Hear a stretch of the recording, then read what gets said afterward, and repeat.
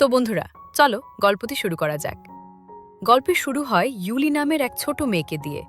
সে তার বাবা মায়ের সঙ্গে ডিনার করছিল। ঠিক তখনই হঠাৎ তার মা অসুস্থ হয়ে পড়েন।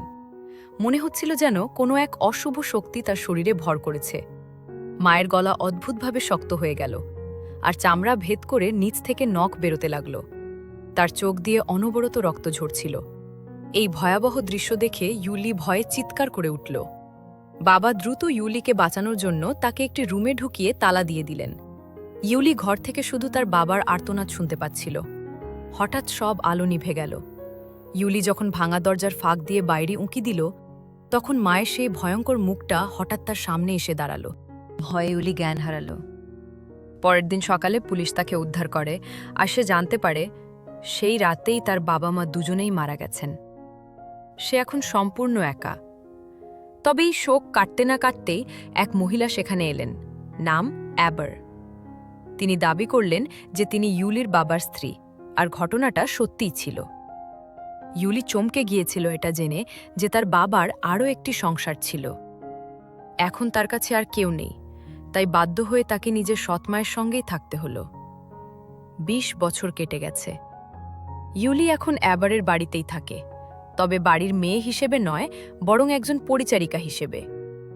অ্যাবার এখন বৃদ্ধা, হুইল চেয়ারে বন্দী।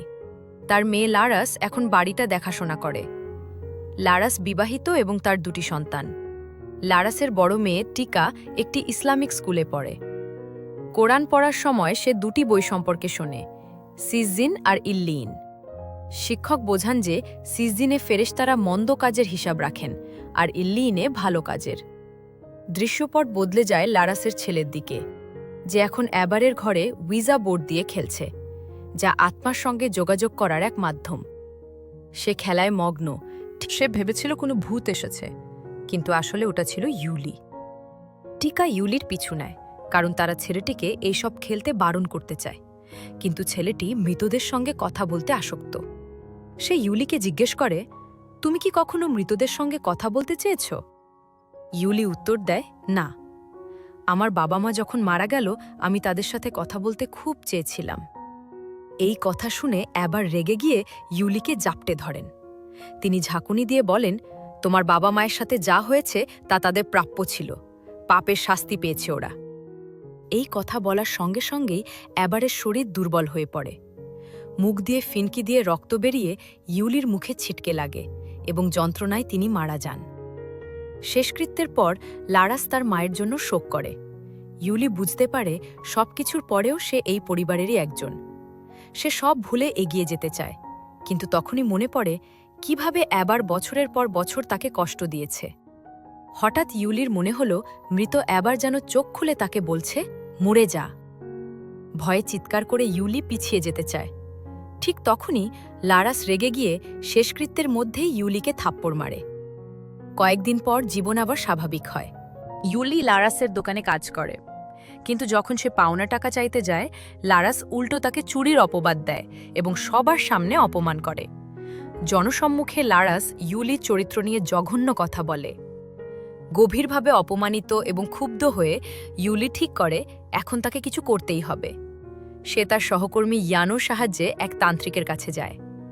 রাগে জ্বলতে থাকা ইউলি তান্ত্রিককে লারাসের পরিবারের ছবি দেখিয়ে বলে, আমি এই পুরো পরিবারটাকে শেষ করে দিতে চাই। তান্ত্রিক প্রশ্ন করেন, ঠিক যেমন তুমি অ্যাবারের সঙ্গে করেছিলে? জানা যায় অ্যাবারের মৃত্যু স্বাভাবিক ছিল না, এটা ছিল ইউলির কালো জাদুর ফল। তান্ত্রিক মন্ত্র পড়ে পরিবারের ছবিটা জ্বালিয়ে দেন, এবং সেই গরম ছাই ইউলির হাতে চেপে ধরে বলেন, জাদু এখন তোমার হাতে। তান্ত্রিক বলেন, কিন্তু কাজটা সহজ নয়, এই মন্ত্রের জন্য নতুন কোনো লাশের প্রয়োজন হবে। ইউলি নির্ভয়ে উত্তর দেয়, ভয় নেই, আমি ব্যবস্থা করব। সেই রাতে ইউলি তার সহকর্মীকে নিয়ে অ্যাবারের কবর খুঁড়ে লাশ বের করে এবং সেটা তান্ত্রিকের কাছে নিয়ে যায়। তান্ত্রিক ইয়ানোকে চলে যেতে বলেন এবং ইউলির হাতে একটা কালো মুরগি দিয়ে বলেন এটাকে মেরে রক্ত সংগ্রহ করতে। ইউলি নির্দেশ মেনে রক্ত ছিটিয়ে দেয় একটা ছাগলের কাটা মাথার ওপর, সঙ্গে মেশায় কালো মহিষের চামড়া। এরপর লক্ষ্যবস্তু, অর্থাৎ যাদের মারতে চায় তাদের নাম কাগজে লিখে সেই রক্তে ডোবানো হয়। মন্ত্র পড়ার সময় হঠাৎ মৃত অ্যাবারের মুখ খুলে যায়। ইউলি নামগুলো চামড়ায় মুড়িয়ে সেই লাশের মুখের ভেতর ঢুকিয়ে দেয়। তান্ত্রিক ইউলিকে সতর্ক করে দেন, লাশ পচে যাওয়ার আগেই তোমাকে এই আচার সম্পন্ন করতে হবে। তান্ত্রিক সাবধান করেন, যদি তুমি ব্যর্থ হও আর দেহ পচে যায়, তবে এই জাদু তোমার উপরই উল্টো আঘাত করবে। এদিকে টিকা যখন নামাজ পড়ছিল, সে জানলার বাইরে আগুনের গোলার মতো কিছু দেখতে পায়। বাতিগুলো দপদপ করতে শুরু করে। জানলার কাচ ভেঙে এক ভয়ঙ্কর প্রাণী তার ঘরে ঢুকে পড়ে। টিকা প্রার্থনার সময় তার মৃত দাদির কণ্ঠ শুনতে পায়। সে প্রচণ্ড ভয় পায়, কিন্তু ইউলি এসে তাকে শান্ত করে। পরে জানা যায় একই রকম অদ্ভুত ঘটনা টিকার ভাইয়ের সঙ্গেও ঘটেছে। তারা লারাসকে বোঝানোর চেষ্টা করে যে বাড়িটা ভুতুড়ে, কিন্তু লারাস বিশ্বাস করে না। টিকার ভাই বলে, আমি উইজা বোর্ড ব্যবহার করেছিলাম আর দাদি আমার সাথে কথা বলেছিল। টিকা অবাক হয়ে তার শিক্ষককে সব খুলে বলে। শিক্ষক বোঝান, মৃতরা এই জগতে ফিরে আসতে পারে না। কেউ যদি মৃত মানুষকে দেখে, তবে সেটা তাদের আত্মা নয়, বরং শয়তান, যে তাদের রূপ ধরেছে। সেই রাতে সবাই যখন মেলায় ব্যস্ত, ইউলি তার কালো জাদুর কাজ চালিয়ে যায়। সে একটি নাম লেখে, সেটা চামড়ায় মুড়িয়ে অ্যাবারের মাংসের টুকরো সহ মুড়িয়ে নখ দিয়ে সিল করে দেয়। এদিকে সেই বাচ্চা ছেলেটি তখনও উইজা বোর্ড নিয়ে খেলছিল। হঠাৎ বোর্ডে একটা বার্তা ভেসে ওঠে, দাদির কাছে চলে এসো। ছেলেটি ভয় পেয়ে যায়। হঠাৎ একটা পোকামাকড় তার কানে ঢুকে পড়ে আর সে যন্ত্রণায় ছটফট করতে থাকে। তার বোন টিকা চিৎকার শুনে দৌড়ে আসে, কিন্তু দরজা খুলছে না। জোর করে দরজা খোলার পর সে দেখে তার ভাই উইজা বোর্ড দিয়ে নিজের মাথা পেটাচ্ছে। তারপর সে ভাঙা কাচ দিয়ে নিজের গলা কেটে আত্মহত্যা করে। শেষকৃত্যের সময় ইয়ানো ইউলিকে প্রশ্ন করে, এটা কি তান্ত্রিকের কাজ? সে কি এসব করছে? ইউলি ঠান্ডা গলায় জবাব দেয়, না, ওরা শুধু তাদের পাপের শাস্তি পাচ্ছে। কান্নায় ভেঙে পড়া টিকা আবার শিক্ষকের কাছে যায়। শিক্ষক তাকে বলেন, শান্তির জন্য ঠিক রাত 12টায় প্রার্থনা করতে। রাতে প্রার্থনা করার সময় অন্য এক কণ্ঠস্বর ফিসফিস করে বলে, আমেন। টিকা ভয়ে জমে যায়। পরদিন ইউলি লারাসের স্বামীর ওপর নজর দেয়। সে নিজের আঙুল কামড়ে রক্ত বের করে আঘাত পাওয়ার ভান করে তার কাছে যায়। লারাস তাকে বকাবকি করলে তার স্বামী উল্টো লারাসের ওপর ক্ষেপে যায় এবং তাদের মধ্যেই ঝগড়া শুরু হয়। লারাস অবাক হয়ে স্বামীকে জিজ্ঞেস করে, তুমি কেন ওর পক্ষে কথা বলছো? ও কি তোমায় জাদু করেছে? রাগে সে চলে যায়। রাতে ইউলি আবার লারাসের স্বামীর কাছে আসে এবং তাকে নিজের ঘরে নিয়ে গিয়ে বশ করার চেষ্টা করে। সে পুরোপুরি ইউলির সম্মোহনে আচ্ছন্ন হয়ে পড়ে। ইউলি তাকে লারাসকে ছেড়ে তার সঙ্গে চলে যেতে বলে, কিন্তু শেষ মুহূর্তে লোকটি রাজি হয় না, যা ইউলিকে আরও ক্ষিপ্ত করে তোলে। বিশেষ করে যখন সে ইউলির চরিত্র নিয়ে কথা শোনায়। প্রতিশোধ নিতে ইউলি মৃতদেহের মধ্যে লারাসের স্বামীর নাম ঢুকিয়ে দেয়। সঙ্গে সঙ্গে লোকটা তীব্র ব্যথা অনুভব করে। বাথরুমে গিয়ে সে রক্তবমি করে। হঠাৎ তার মনে হয় একটা পোকা চোখের ভেতর দিয়ে ঢুকে চামড়ার নিচ দিয়ে চলছে। পোকাটা বের করতে গিয়ে সে ভুল করে নিজের চোখটাই উপড়ে ফেলে। যন্ত্রণায় ছটফট করতে করতে সে এক বিকৃত ছায়া দেখতে পায়, যা দেখতে ঠিক অ্যাবারের মতো। ভয়ে পিছিয়ে যেতেই সে পড়ে গিয়ে মাথায় আঘাত পায় এবং মারা যায়। লারাস দরজা খোলার চেষ্টা করলেও তা বন্ধ ছিল। একের পর এক মৃত্যুতে পরিবারটি ভেঙে পড়ে। এদিকে ইয়ানো বুঝতে পারে ইউলির আসল মতলব। সে ইউলিকে বলে, তোমার পাপের দায় আমি নেব না।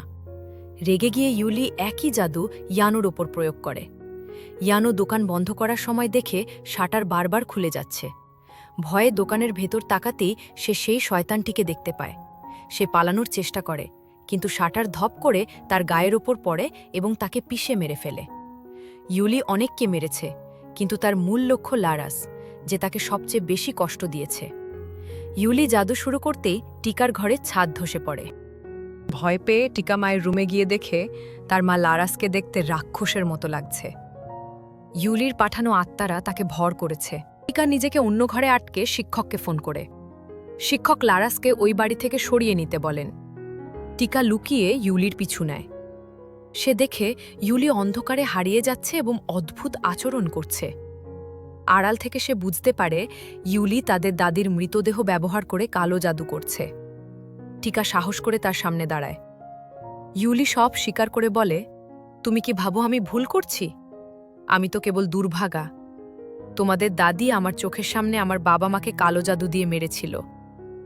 বছরের পর বছর তারা আমাকে নির্যাতন করেছে। এখন সবাইকে তার মূল্য দিতে হবে।